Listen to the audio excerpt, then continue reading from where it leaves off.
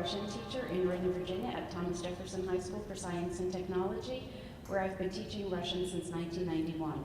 Since 2010, I have been program director of the STARTALK Discover Russian Teacher program, and since 2011, the combination program of student and teacher programs.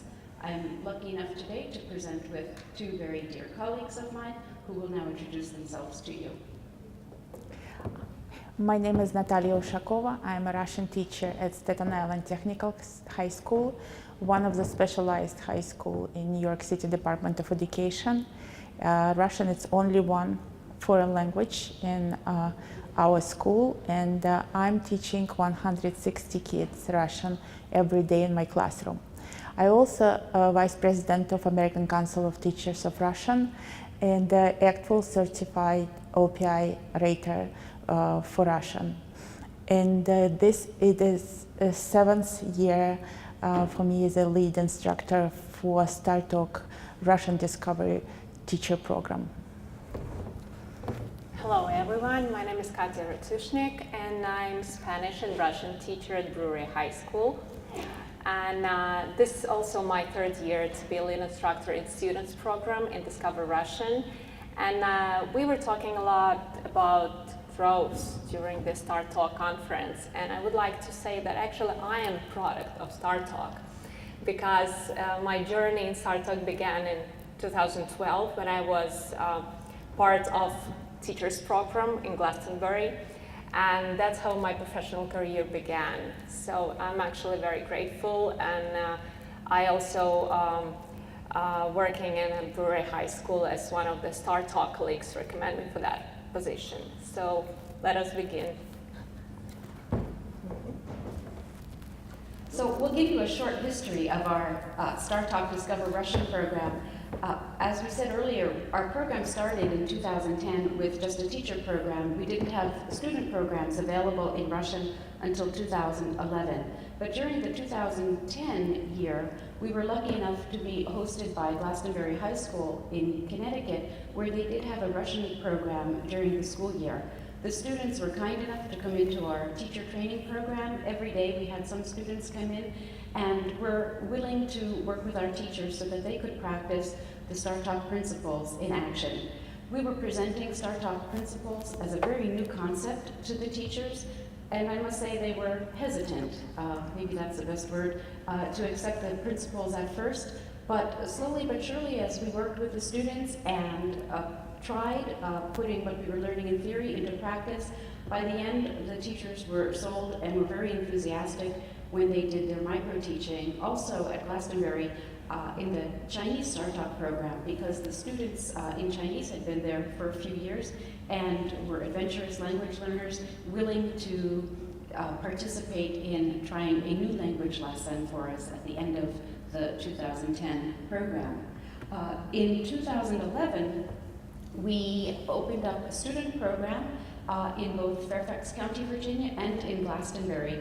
We did a 2-week teacher training program in combination with a student program, first in Fairfax, and then we went to Glastonbury, where we repeated the session for another group of teachers, another group of students.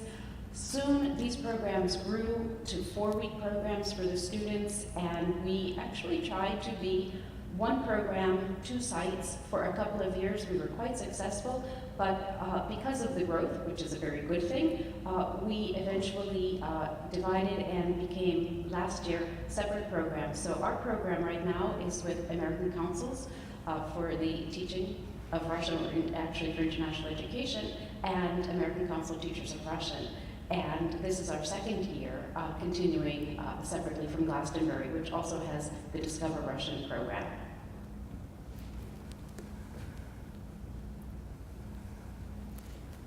So now we'll go into what actually brings our 2 programs together, the principles of STARTALK. So there is something we cannot live without, and as for me, when I'm teaching students program, well, we do not teach principles of STARTALK to students, obviously, but we do integrate this in our everyday routine. So students, when they come to the classroom, they do know that every day we have a topic. And target language is something that we have in mind every minute in a class. And I told them, you speak. You speak, you practice a lot in class. That's what it means to contain the learner-centered classroom. So we do have a lot of activities, and we do combine culture, content, and language in our classroom a lot. Well, we do really like to implement authentic material. We do keep them rigorously pre-approved, let's say. We do think about them, and we make them age appropriate for our students, since we have students from 6th to 12th grade. When our teachers came to the program, it's 2 weeks after student program already started, and majority of our student teachers participants never heard about STARTALK principles. And it takes our first effort to introduce to them STARTALK principles. They working with each other. They define the meaning of the STARTALK principles. We ask them to write their comments on a sticky note and post it on the posters under each STARTALK principles. Discuss it, observe. They have to do it before they will come to observe lessons, those principles in action in a student program. And they not only have learned it on the first or second day, we constantly talking about those principles. By the end of the program, teachers coming back to what they taught principles are on the first day of the program, and how much they understand and incorporating those principles in their lessons and the future in their teaching after STARTALK program. Okay, we do have, like, going more in depth what we do, and we would like to share with you some of our achievements. We do have two levels in our student program. So depending on their level of language proficiency, obviously. But most of the time, our students, at least half of the day, they work all together. We learn them how to help each other, how to practice more and more, again, depending on their level of proficiency. Like, for instance, if we have topic of St. Petersburg, so the first level goes with a certain vocabulary, and the second level, they have different approach.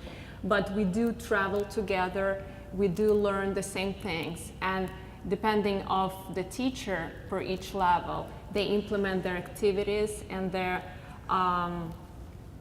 practices of implementing, like, culture and context and language on different, like, let's say, they follow the differentiated instruction. And we're talking about our daily schedule. We think it is important, especially when keeping in mind integration of our both program. We do anticipate that children would be very excited and interested when Russian teachers come into their class. Well, we teach them, we prepare them, we work with them in terms of they have to be ready from day to day, that this will be part of their routine, that they will actually participate with teachers with different Russian language speakers.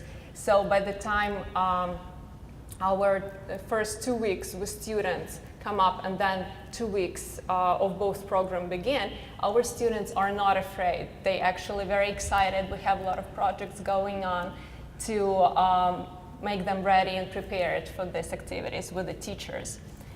Natasha, would like to add something? Mm-hmm. And we plan a lot, we're working a lot to prepare our teachers to work with the students in the program, because some of them never had an experience to work with the students. Some of them have only college level experience, and they facing completely different setting in our program. And we would like to be sure that they will be prepared for the micro teaching lesson based in all of those lessons based on the topic which students learn in the students program. And we all of us working to creating a schedule of those presentations, and we're giving topic to the teachers, participants, and also identify level of the students to whom they will present the micro-teaching lessons. So sometimes topics even are the same within the level, but teachers have actually to do this micro-teaching depending on the level of proficiency of the students. So how it actually happens, that's a very exciting moment when teachers come into the classroom for the first time and students prepare for them a lot of things. Students are very excited to speak to Russian-speaking people, someone else besides the teacher in the classroom who's been with them for 2 weeks. So we do have plenty of activities that we carry on, the most successful ones from year to year. We do begin with inside-outside circle, if you're familiar. Like students, they form a circle and they stay inside and the teachers go around them and then they start representing each other. So actually, students, they'll repeat something that they've learned already, but they have to repeat this certain presentation of themselves with different people, and they are likely to ask them spontaneous different questions. So that makes it very exciting, and frankly saying that children afterwards are very exhausted, but they feel very accomplished. They cannot believe they've actually spoken to more than 10 or 15 adults in a classroom they've never seen before, and they understood who they are. So that is a very exciting moment, and I think that's one of the great achievements in our program. As you can see just from the pictures, we do implement many activities throughout the program. We do interpersonal speaking almost every day, following our schedule. We do have cooking classes, and it's not just cooking like cultural moment. They do work with teachers on coming up with ideas for recipes. They do write them, they discuss them, and they divide in groups, they work in pairs. So that's the whole process going on where actually students and teachers can implement and practice their learning, what they learn in program. And it's very important for the teachers to understand how to work with the students. It's very important to understand how to provide comprehensible input for instruction, how you have to adjust, how you have to listen, how to and make a decision right on the spot, and how to prepare, how to be ready for micro-teaching lesson then they will conduct later in the student classroom. So we did build into our presentation today a couple of discussion points, and one is around the learner-centered classroom because we all try to picture what does it mean when we say that it's a learner-centered classroom. What would it look like in your classroom? What would an outsider think it should look like if somebody came to visit your classroom? And we talked about strategies that work best for us and for you in a learner-centered classroom, and thinking about where is the teacher during these moments. Is it important physically where the teacher is located in the classroom? So we thought if you would take a moment just to reflect on that yourselves. You can share out at the end if you want, but there's just a few of you. If you want to get together for a moment, we're happy to do that. It's up to you. But think about your own classroom and what it means to be learner-centered. It looks like you're having some good discussion there. Do you want to share with us just for a moment what you were talking about? Oh, sure. Well, in terms of, the teacher really doesn't need to be in the teacher. The teacher has to step back Right. and let the students apply what they have learned. But in order to do that, the teacher needs to prepare the students first, enable them to do it. And so the role of the teacher becomes, an observer, someone who checks whether learning has happened. And yes, and this is for me, it's the most exciting moment, quite frankly. think we agree with you. Yes. Anybody else want to share? Sure. We thought of an activity that would scaffold, for example, if you gave them, if you had a group of 4 individuals, and then each of them had one piece of a puzzle, a problem-solving task, that they would have to negotiate based on a graphic organizer, like a family tree, and each one of them would then have one piece of the relationship that they would have to negotiate among each other, and then fill in the graphic organizer so that they can see that when they interact with each other, they can come to closure on such a task. That's great, because that brings everybody in from a different side, right? And they all feel successful with that.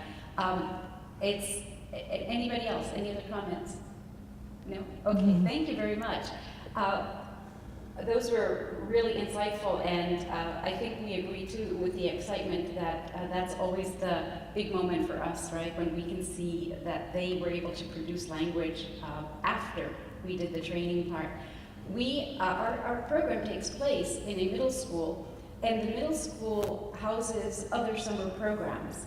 And we've had the good opportunity to invite student participants of other summer programs to come into our STARTALK program. They break into small groups led by our students in the STARTALK program who do something similar to what you just described.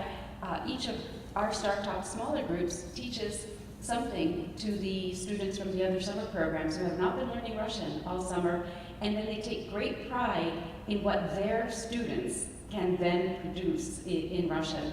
So it's a great source of pride for our student participants to show that they knew something so well they could teach it to somebody else, and have the other group, the new students, actually produce that language. So it's a very exciting moment. That's just one example of what a learner-centered program looks like for us, and we'll share some more now. So we do believe that learner-centered classroom is something that actually makes us different. So it's not typically a traditional way of teaching. And when you believe that's working in your classroom, that's one of our goals is succeeded. So for instance, we do have this motto in our program that is called Pair, Share, Guide, and Care, and that works for both, like in student and teachers program. We do believe that students, our program participants, have to get as many chances during the day to practice their interpersonal communication skills for students and whatever they learn, the teachers of our program. Then we do implement to accelerate the number of ways they can communicate within one activity. We do provide this guide point when we ask for comprehension checks, and for instance, one person doesn't understand or not really struggling with, or really struggling with something. So we have another student giving an opportunity to another student who thinks he understood that to share that with the class one more time. And then we have another point, which is care. So when we have, by the end of the day, looking through the assessment, we do have students that really wanted to follow up on something. So we have advanced students helping them. And that actually reflected not only in students' program, but in teachers' program too. It's very important for us. We are actively observing what's going on in the classroom between teachers, participants, and students. And we give a feedback to our groups, to teachers and student instructor of the student program and myself. And we're also always asking our participants to reflect what worked, what didn't work, how they will incorporate experience that they received every day in the student classroom to the micro-teaching lessons. Integrating culture, content, and language. That's something that is constantly going on every single day, every single minute in both classrooms. And just to let you know, we have this exciting introductory activity which is called Pochta, post office in Russian. And that's really the post office that is located in between the classrooms. So every time teacher or student comes in the morning, they do check their mailboxes. And students are paired with teachers. So they write letters to each other. And in Russian, it's very important. They do practice a lot of things with this activity. They do the presentational writing, because in Russian it's very important, the handwriting. And they do follow up on everything they learned during the day. And that's important when the letter ends with a question. So we do practice question that would trigger the person who responds to the letter, to continue this topic and maybe provide personal input. So that makes it very unique. And to say that we actually prepare this program very, very carefully. It's very important to pair students and teachers correctly, because some of the students are little enough. So some of the high schoolers, they do have experience, but they hate writing. Wherever you say, just hate writing. So you have to pair them with the person who would actually change their opinion about it. And sometimes we plan this and we reflect on that constantly. Sometimes we ask people to switch roles, so everyone would have really positive and beneficial experience out of it. And that's a program, an activity that runs during 2 weeks of integration of our program. And sometimes we have to address teachers, what's going on. You didn't answer students' letter. They're very concerned about that. And teachers also very patient and very careful writing those letters. They're learning a lot how to adjust to the level, to the performance, language performance level of the students, how to write to them, and students will understand what you're writing, what kind of questions, how to do it, how to, it's so many things how to do this. And they learn how to adjust to the level of the students. And teachers very often share their experiences in living or visiting Russia, their memories. It's very, very important activities which makes those programs work together, collaborate together, but it takes a lot of time from our side to prepare all of those activities.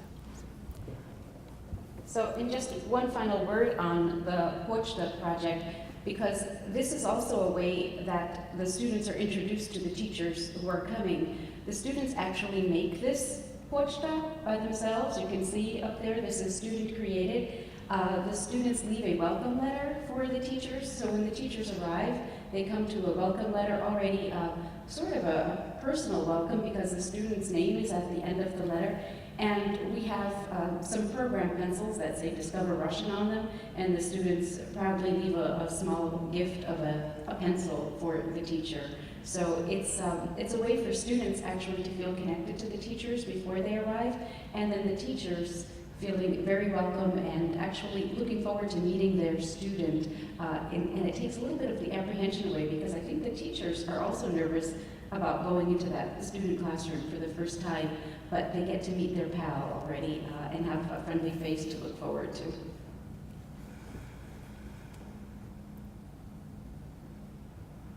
Okay, so our favorite, right? Mm-hmm. The age-appropriate authentic materials. So we just, yeah. Mm-hmm. If you would like to come up closer, we prepared here like a Russian Museum of Authentic Materials. So maybe you could use some of these in your classroom.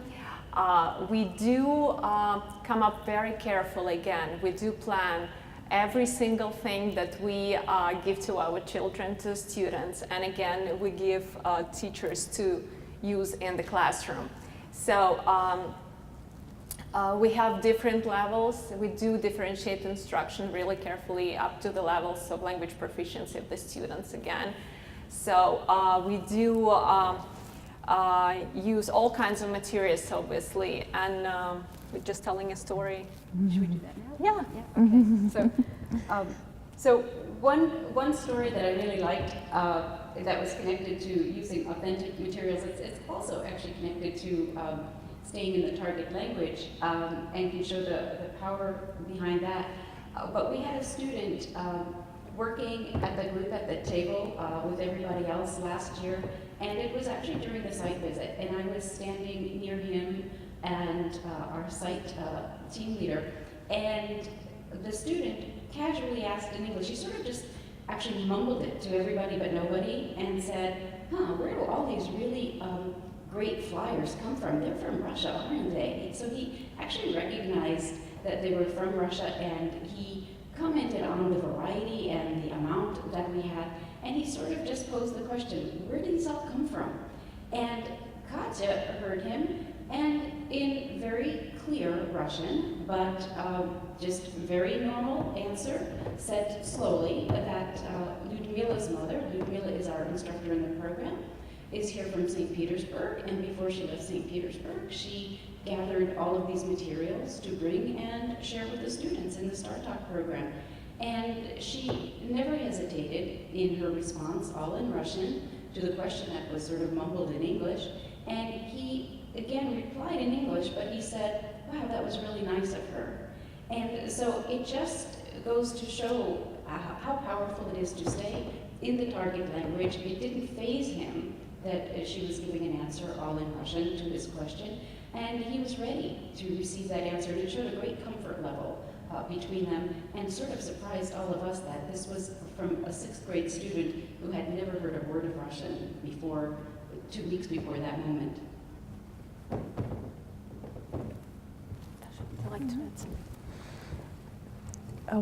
As you noticed on the pictures, our teachers also became kids at this moment. They participate actively in so many activities, and it's not happened only in the classroom. During the lunch, we at lunch together with the students, and now it's a real life situation. Please give me a plate. Please, where the water? And it's we're so happy to see how this works, not only between the teacher and student in the classroom, but also outside of the classroom. So we do have in our students program lots kind of assessments, especially constant comprehensive checks. Immediate assessment is so necessary. We actually have immersion program running. And we do follow up on Linguafolio every 2nd day, I guess. That works better for us. And at the end of the program, they do have a PPL test for language proficiency. And that was very rewarding to see when students were rushing up to me and saying, oh my God, that test that we were looking for, that was so easy. And so they, it's important to see that happiness in their eyes when they do realize, oh, I spent this time like really beneficially for myself, and they just look so self-confident about it. So on the teacher's side, assessment is a very important part of our program, teacher program. Teachers must incorporate assessment in the micro-teaching lesson. And big help for our teachers, it's today's familiarization OPI workshop, which gives students opportunity to see in action also how students they teaching now will be rated. And we invite students to participate in this training when teachers at the end of the 2nd day of training able to conduct the interviews. They not only teaching those students, they also assessing them already and seeing the result of their work too. And they definitely have to have a very clear picture of what they expect, what they have to do to teach students, and what students would be able to do after the lesson, and analyze the results of the micro-teaching lessons. Okay, so now we were hoping that you would come take a look at the authentic materials and maybe have a discussion, either with a partner or all together, you're a smaller group, and talk about, if Russian isn't your language, maybe what kinds of objects would you replace these with in your language, and how would you use them in the classroom?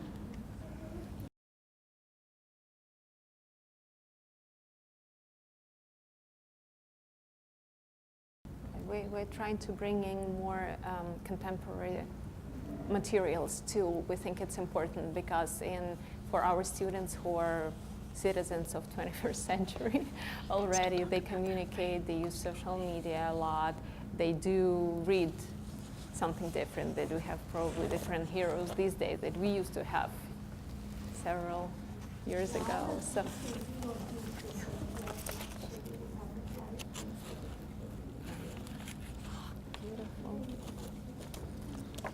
Beautiful. We have lots of activities, like a lot of cultural stuff. We do secret sex.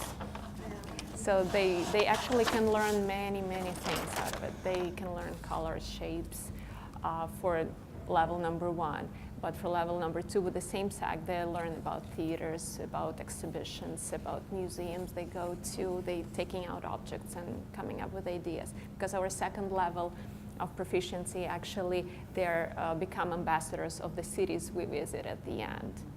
And we have that, there was a picture, we have the show at the end for parents and everyone.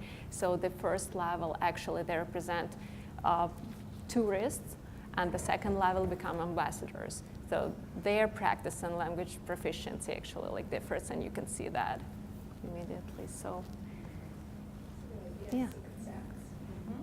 Secret sex, you never know what's inside. So you either come up with all the words you need. Do a passport if they have. Yes. And a portfolio. Yes, we do. We do portfolios for every All level. the cities that they visited and all these. Yeah, remember they did the passport with Because it's the Trans-Siberian line. Right. We don't use the train anymore. We actually, because children were saying, oh no, we fly these days. And actually we're talking about the tickets, and we don't do tickets anymore because they do it online. So we replace that with filing up application. But in Russia they do tickets. They do like the boarding passes, like these days we do. You print it out, you're depending. I remember buying tickets and going to Yugoslavia to Moscow. Well, they used to be.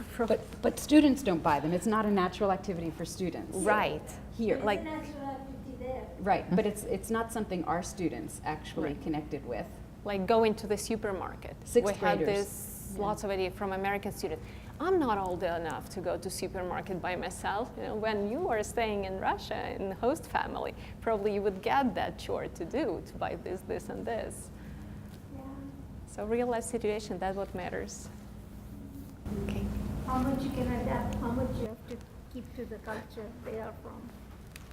Yeah, how to find this balance, You have to find Right. get them interested. It's important to discuss that and discuss every single point. That's true. You're right. So should we get on? Is there anything like in your cultures or languages you are studying that you think that would be working like really interesting and makes huge difference in your classroom? We do a Chinese, but we don't know Chinese. Well, we do But we a do- Chinese tea ceremony, Yeah, for we do, example. yeah. So you would have, the tea with the Teas. long, and they do this from way afar, Mm-hmm. and actually, and we make dumplings, Right, for of course, example. chopsticks. And of course, they adapt them to their own taste, right?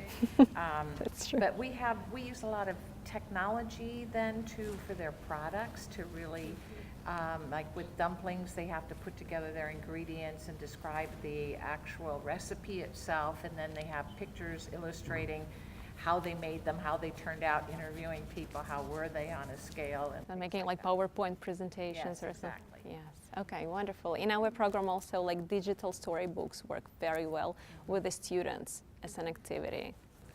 It was very successful.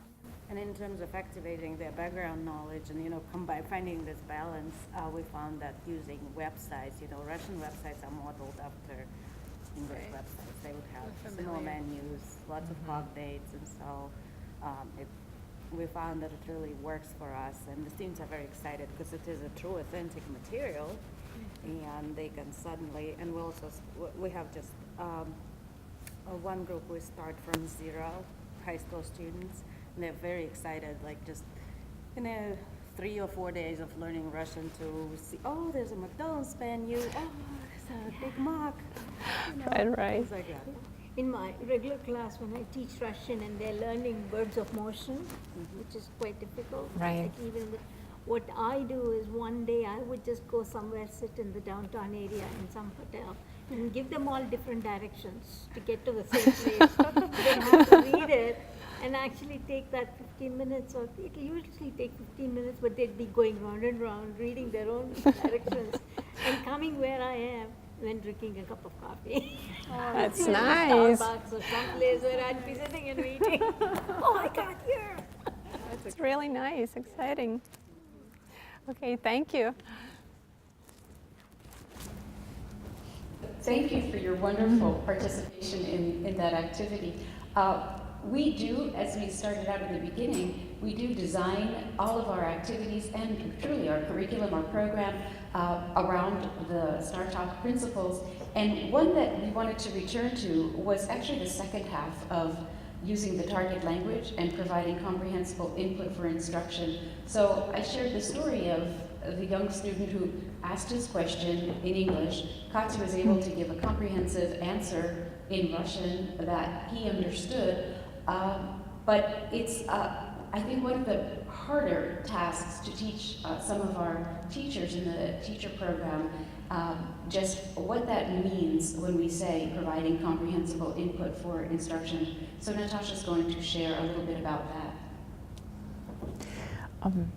It's absolutely new for the teachers when we talk about that in our program, to incorporate and learn technique of the comprehensible input. And very important for them to, when they listen to the student, and student occasionally made a mistake, to go to start explaining grammar points why this mistake was made, instead of just rephrase, just to say it maybe clearly, just to use more words that will be understandable for the student, plus additional information, and get the answer in Russian.